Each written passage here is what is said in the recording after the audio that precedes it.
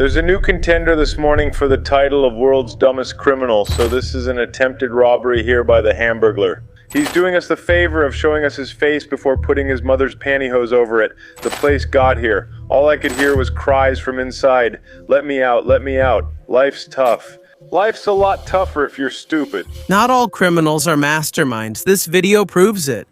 A strange criminal stole a Miami Dolphins jersey. Then he even wore it while in court. The judge said, "You're accused of stealing a Dolphins jersey." Of course, the internet laughed at him. One comment even said, "Imagine being his lawyer." Then he shows up wearing the actual evidence. But there are other criminals doing even crazier things nowadays. Let's discover some of the most unusual criminals in the world.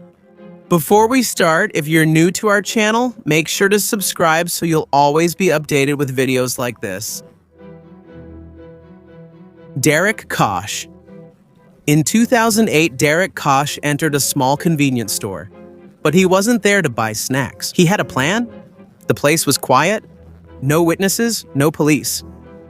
Derek waited until the coast was clear before he made his move. Then he pulled out a weapon and pointed it at the clerk. Derek only wanted two things: money and cigarettes. And he was ready to shoot if he wasn't obeyed. The clerk didn't argue. He put money and cigarettes in the bag just as he was told at that moment. Derek felt powerful. He was overly confident. He even shouted something strange while the clerk was getting the cigarettes. Suddenly, he heard a loud gunshot. At first, he thought he was the one who got hit, but he wasn't. When he turned to face the robber, he saw that he was no longer acting tough. He was hunched over, writhing in pain. Holding the area between his thighs, that's when he understood what happened. Derek had accidentally shot his own private part. What actually happened was he tried to tuck the weapon back into his pants. But he forgot to put the safety on and accidentally pulled the trigger. And boom! The whole scene was even caught on the store's CCTV, but even after that, Derek still didn't give up. He picked up the bag and tried to run out. He limped down the street. As he left a trail of blood behind him, the clerk immediately called the police.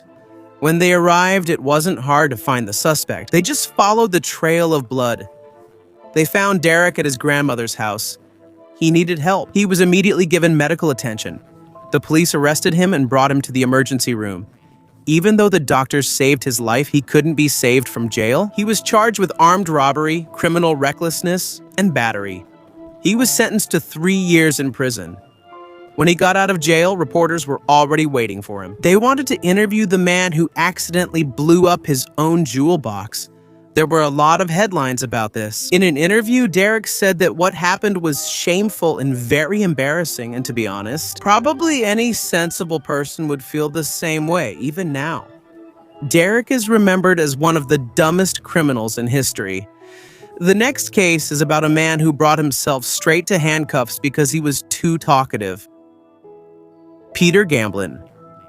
When Peter Gamblin was 16 years old, he won a national pool tournament. But by the time he was 24, he became famous for a different reason because of his mischief. It all started when Peter decided to rob someone.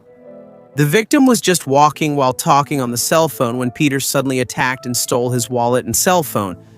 But there was one thing Peter didn't think of. Someone was still listening on the other line while the attack was happening. The victim was talking to his friend, Joe Dale. Joe heard the entire commotion. He even heard a voice shouting, "Give me your money." Before the call was completely cut off, Joe became worried for his friend. So he immediately called again. And that's when the story became even stranger. Because now Peter was holding the stolen cell phone and it started to ring. But instead of ignoring the call, Peter answered it. Yes, you heard that right. He answered the cell phone he had just stolen.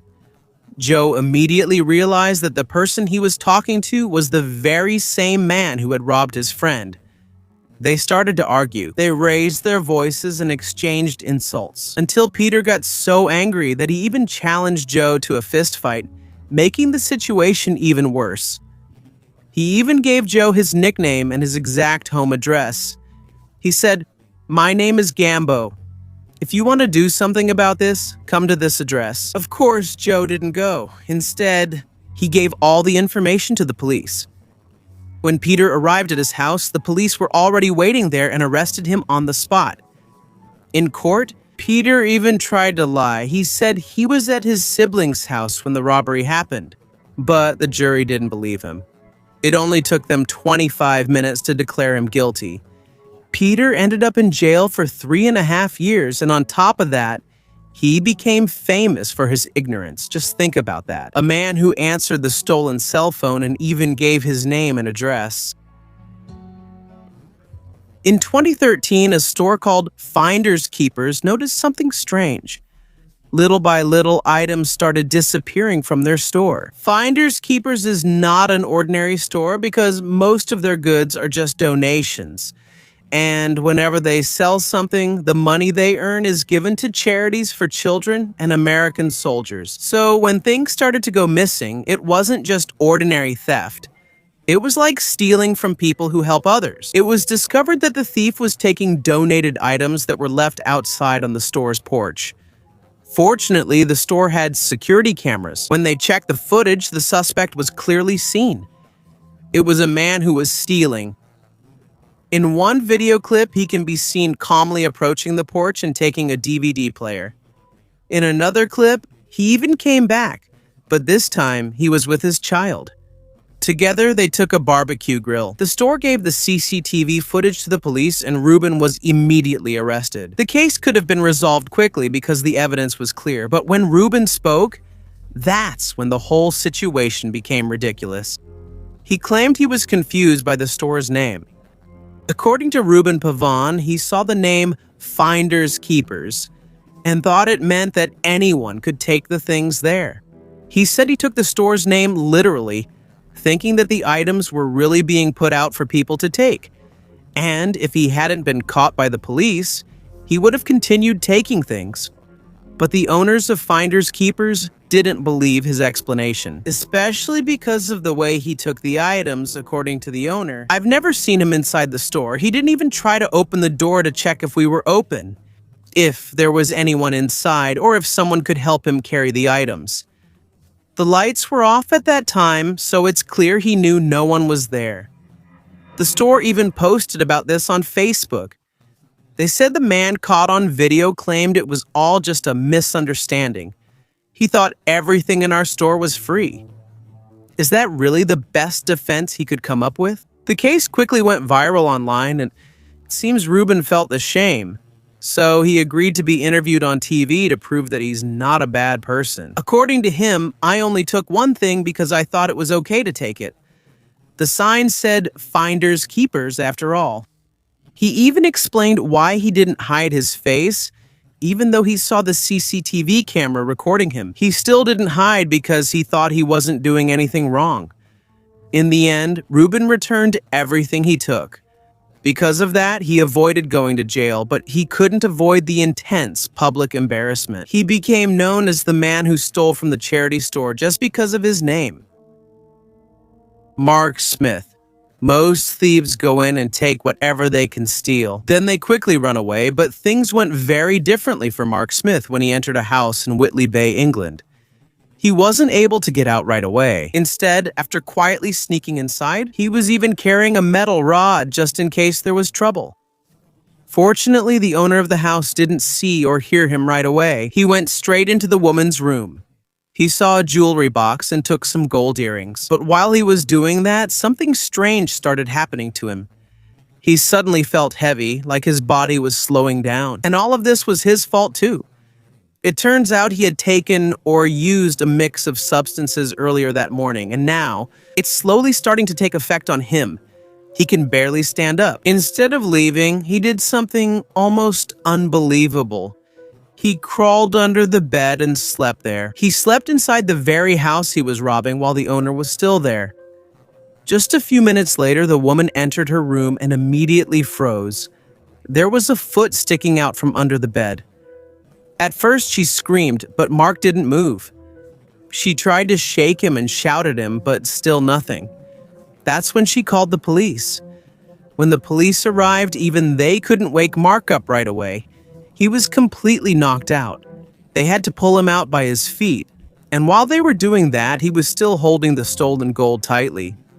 Mark Smith was arrested and brought to court.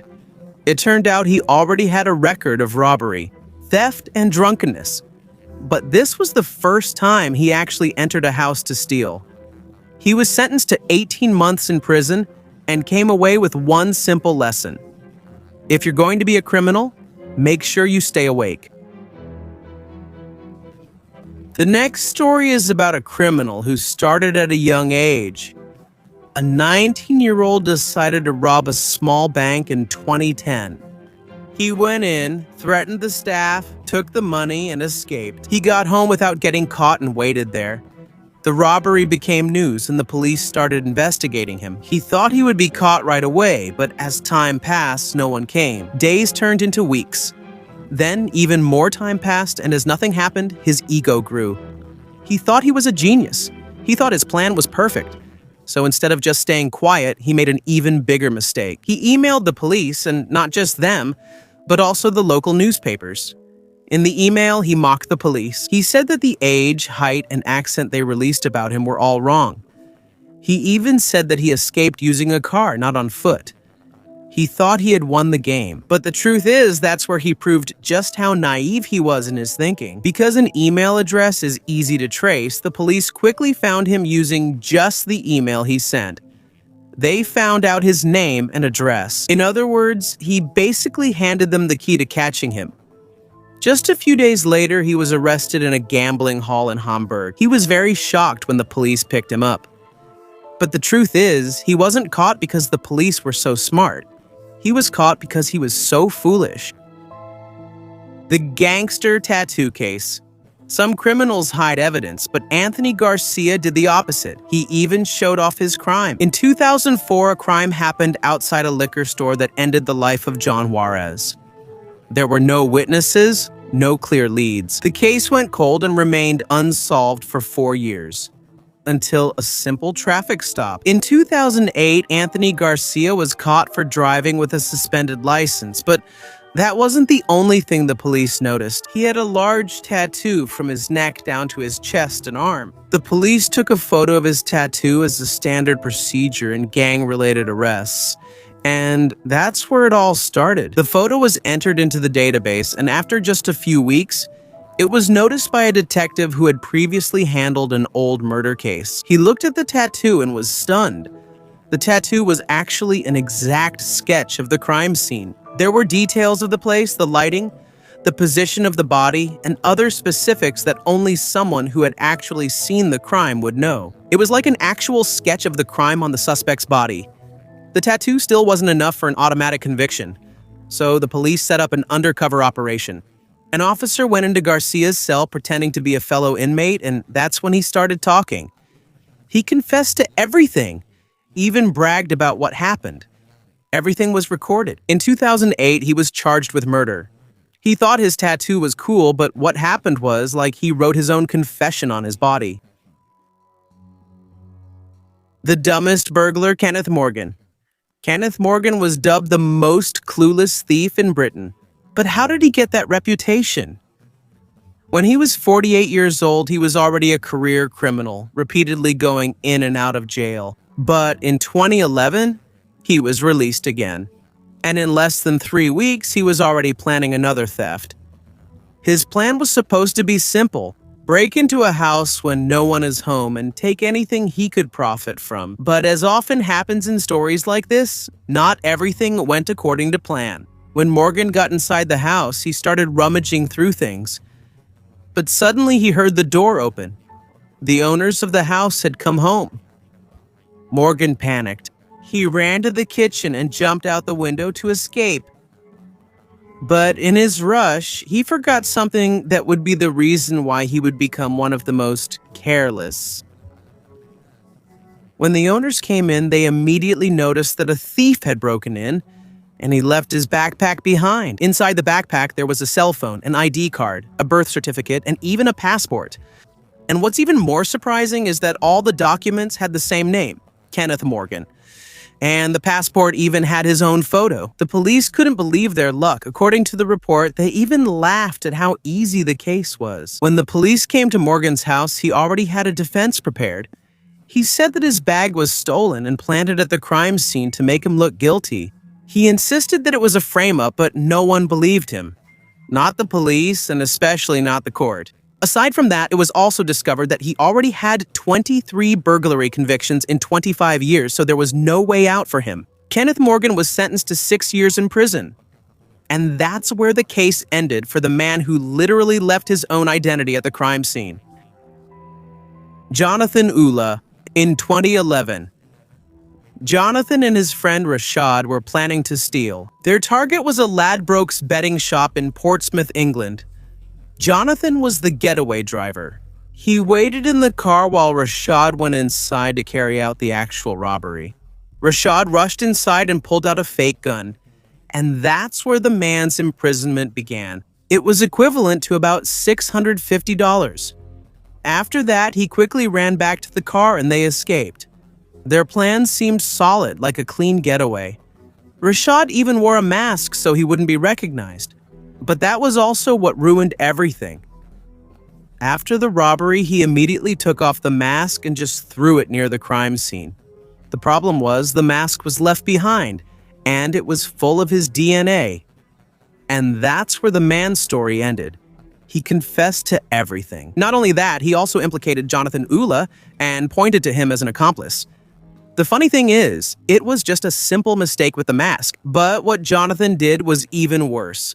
When the police questioned him, he denied everything. He said he was just at home watching TV when the crime happened and that there was no evidence linking him to it. It seemed like he could have gotten away with it, but when the police searched his house, they found Jonathan's diary. And that's when everything became ridiculous. Inside the diary, it was written on the day of the robbery. Went to Portsmouth. Robbery like a crime to-do list. The time and place were even written down as if he was writing down the evidence against himself. When the police showed Jonathan the entry, he panicked. When the police questioned Jonathan, he panicked. They also questioned Rashad, but he insisted that he knew nothing about the robbery plan. He said he was just in the wrong place at the wrong time. When they showed it to Jonathan, Jonathan was sentenced to 3 years in prison, while Rashad got 2.5 years. And as a bonus, he went viral online as the criminal who literally wrote his own case in his diary. Hugo Sanchez lived in England with his wife and 4 children. But in 2005, their lives fell apart because of debt. That's when they came up with a desperate plan. They faked Hugo's death to get a large life insurance payout. Over $1 million. They carried out the plan. They went to Ecuador for a vacation.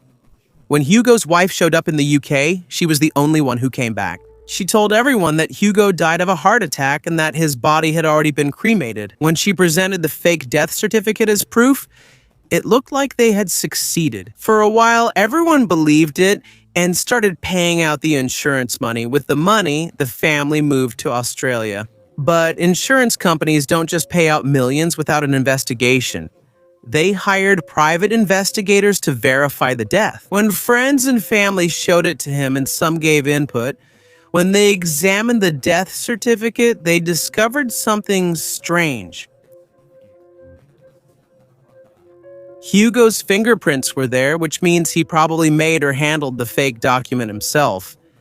That's when they confirmed that Hugo was still alive. But since they were already in another country, they had to wait for the right opportunity first.